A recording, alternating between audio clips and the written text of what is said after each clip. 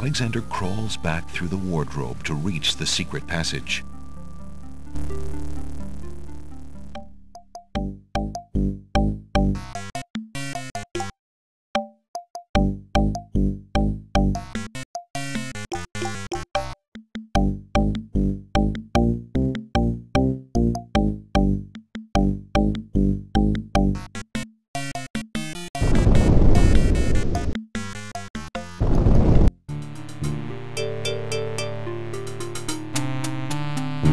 Since the door on the west wall has no visible knob or handle, Alexander decides to try to open it with his voice.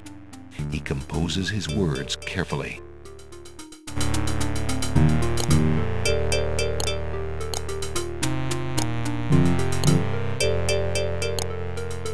Listen, door. I would have you open. Ali Zebu. It worked. Alexander pulls the drapery aside, curious as to what might lie underneath.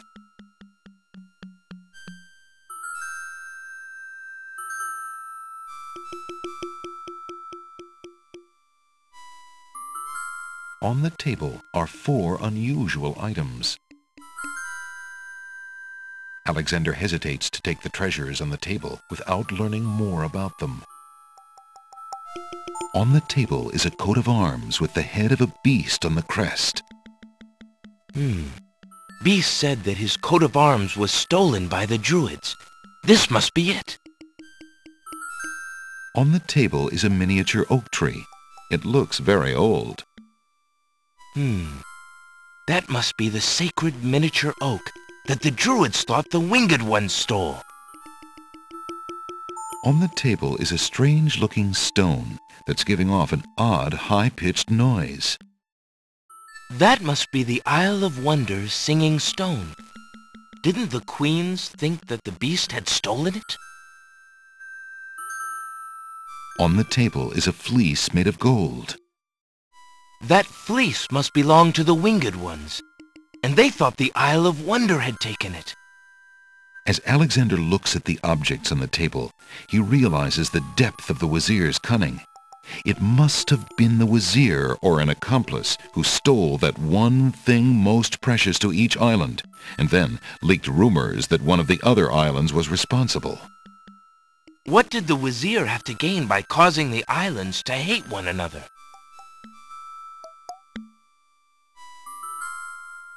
Alexander hears the sound of music coming from the east. It sounds somewhat classical, but... oh no. Alexander hears a door off the north hall open. Then, the sound of guard dog footsteps. The footsteps are headed this way. Alexander hears the sound of a guard's footsteps coming from the north. Wait, there are more footsteps approaching from the west. Now what?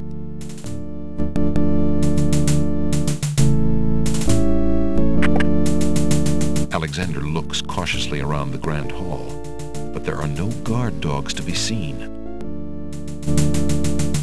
The wedding music is coming from behind those 2 large doors.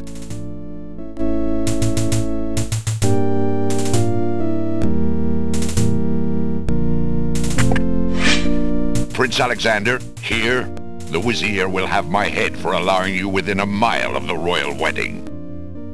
Since you are of noble birth, I will give you 5 seconds to explain your presence here before killing you. I warn you, it had better be good.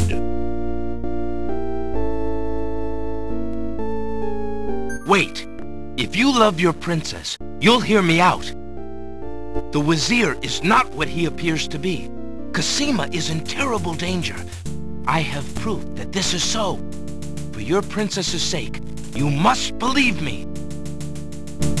Let me see that.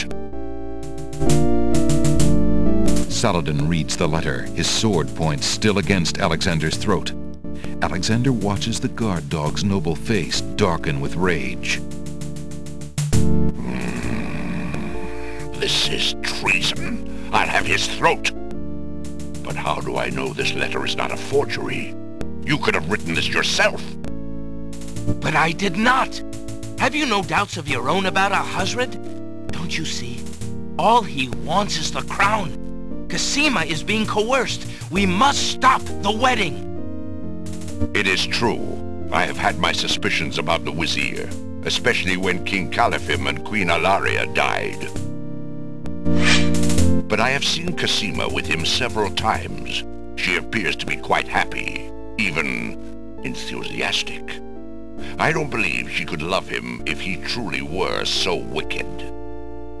I cannot believe for a moment that she loves that snake. A jilted lover would not believe it. But come, see for yourself. The captain of the guard leads Alexander into the throne room, where a ceremony seems to be in progress. Alexander feels his blood run cold at the sight. I, Cassima, declare Abdul al-Hazred as my lawful and beloved husband and king of this realm. But, Cassima, what are you saying? Do you still claim that the princess is being forced? Perhaps it's you that's the danger, as the Wazir has said.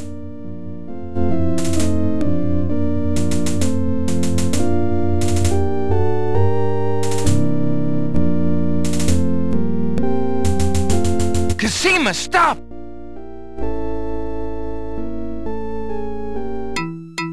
Prince Alexander here? This is an outrage! How dare you allow this traitor to get past you, Saladin? You stupid mutt! Can't you even keep the castle free of assassins during your own princess's wedding? Kill him! Kill him now! Lord Al-Hazred, with all due respect, you are not quite king yet. And this is a wedding ceremony, not an execution. What?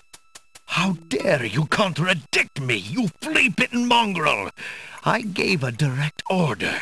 Obey me, or feel my wrath.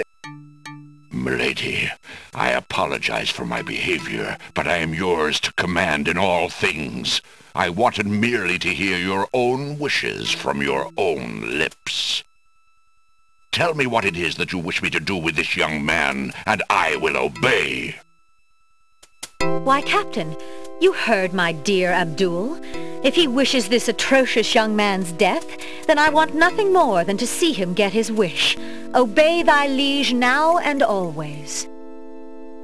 As you wish, Princess. Just as Saladin prepares to run Alexander through with his sword, a shout is heard from the direction of the Grand Hall. Hold!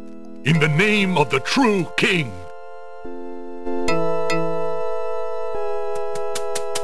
King Califim and Queen Alaria burst into the throne room, looking alive and well and full of wrath.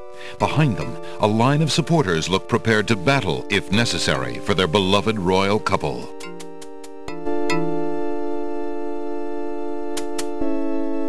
Cassima, darling, are you all right?